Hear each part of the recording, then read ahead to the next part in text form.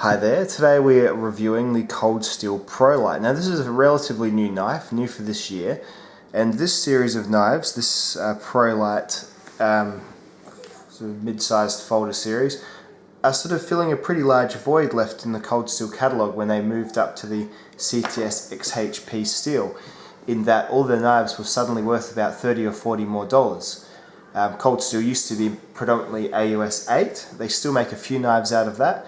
However, they've now moved on to CTS XHP and German 4116 steel as the sort of more budget alternative in lots of their fixed blades and lower price folding knives.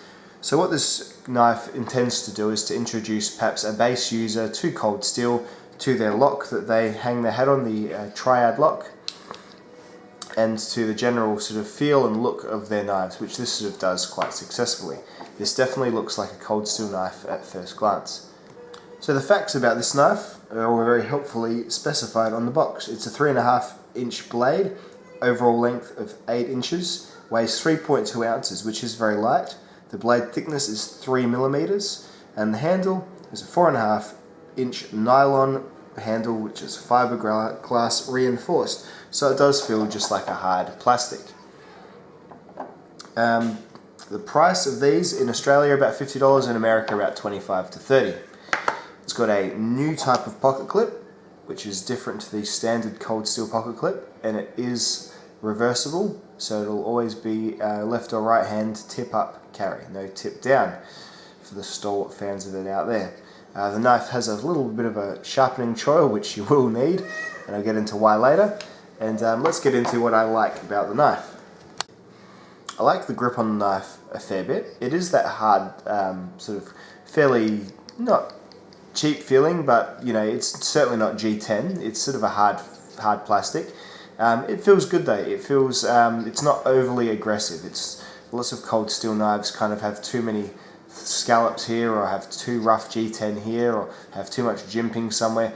This is just about right. So it's got some jimping for when you're really wrenching down. You've got three cutouts there, which will grab a thumb if you're approaching from the side, perhaps for a bigger cut. And then the handle's just got two nice subtle cutouts for two fingers there, resting on the parrot's beak. You've got your lanyard loop there. So that's really good. I like the blade shape. It's quite a radical, old-fashioned clip blade, which you kind of don't see that often in knives anymore. I really enjoy that. I'm assuming that they'll be putting a drop point out at some point, but right now it's this one or the Tanto, and this is definitely more of a utilitarian blade. Nice flat part from here to here, and a nice belly for roll cuts. So I like the handle, and I like the basic blade design. I really like the pocket clip. The pocket clip is the great success of this knife. Cold Steel have had a weird pocket clip system where your knife would generally come with two, one for left and one for right hand carry. This is perfect. It's a less intense, the other one was the usual pocket clip is very, very intense in terms of squeezing your pocket, and it's completely reversible without needing to attach or to lose another clip, which is what I did. Always lose the left hand clip, and then when I go to resell, it would always be gone, so I'd have to knock a bit off the price. So I really, really like the clip. It carries really, really well in pocket, so really happy with that too. The triad lock, well, it's a lock back. It's pretty cumbersome, and it does slow the knife deployment down a bit. It makes for a bit of a tough pull out from that first little while, but luckily the thumb stud is good, and they've gone the whole, as they usually do, they're asymmetrical thumb studs there. So that kind of helps, but it is a stiff, it's a stiffer locking mechanism. So just go into this knowing that this isn't going to be a mini griptilian, which you knew that already. You're watching knife reviews, you know the basics. So yeah, I'm ambivalent towards the triad lock. It is very strong. I know I took the piss out of it in my last video. It's a strong lock, but it's a you know, slows everything down a little bit, and you have to push it in a little bit more than your average lock back to get it to disengage. So that's that. So that's what I like about the knife, and just a couple of things about the knife that I feel neither strongly either way about. So let's just get into what I don't like so much about the knife. Well, 4116 for everyday carry. I like it as a wood steel. I like it against wood. In fact, this blade came really, really sharp. which is good.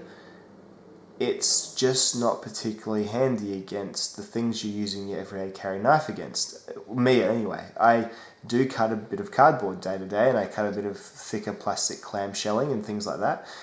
For my demonstration purposes, I cut through, I think, 3 or 4 pieces of, and it's rope, it's nasty stuff.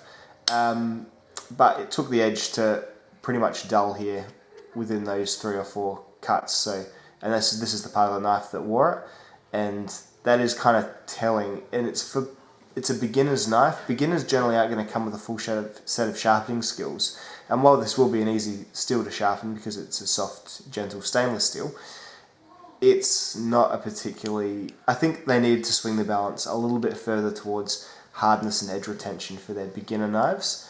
And even if it means either sticking with AUS 8, which does hold an edge better, for example, the Rats cut the same tests and is still much, much sharper on the edge. In fact, I haven't resharpened this Rat since I've had it, and I've done those same tests when I was reviewing it. So yeah, just probably a bit too down market for folding pocket knife design. I love the steel for fixed blades, and it cuts through wood and things that don't provide much micro abrasive resistance very, very well. But the minute you challenge it with abrasive stuff, yeah, 4116, not super happy with it. The grind as well, the grind is, it's not a super thick knife. 3mm is about, what most of them will be. So I think my Benchmade is about the same. Yep, about the same. And there's another problem, that this is the one issue that this Benchmade has as well. When you lower a grind down this far, which they could have perhaps started it up here, it makes for a pretty steep surface. So slicing things like food isn't going to be the knife's best work. So just a little issue there with the grind choice. The grind is executed well, it's even, and it comes very sharp, as I said, and the tip's very nice. And it's got a good little sharpening choil there, like a ricasso, whatever you call it. So it's all cool, it's just I think the steel was poorly chosen. I think they've gone too far the budget end and got something which was really on par with pretty much basic 420. As from my cutting test and from this example of the knife anyway. So just something there. If you don't mind resharpening like I don't, then it's probably fine and you won't worry too much at all. Or if you're planning on using this knife as a woods folder, which is a good idea because it's inexpensive, so it's kind of got that disposableness to it, which is how I would suggest this be used. Not for everyday carry, but for woods. But I'm pretty sure Cold Steel want this to be an everyday carry knife, and I just don't think the steel is quite there. So that is my review on the knife. Overall, you're getting a well fit and finished, definite example of a Cold Steel knife. The handle is good, the blade is a good shape, the pocket clip is excellent, and I hope to see this pocket clip on everything from now on. It's a strong lock, if that is important to you. Not so much to me. So you get a strong lock. I would have paid an extra 5 to 10 for VG10 or for something else to make the actual blade of, that's all.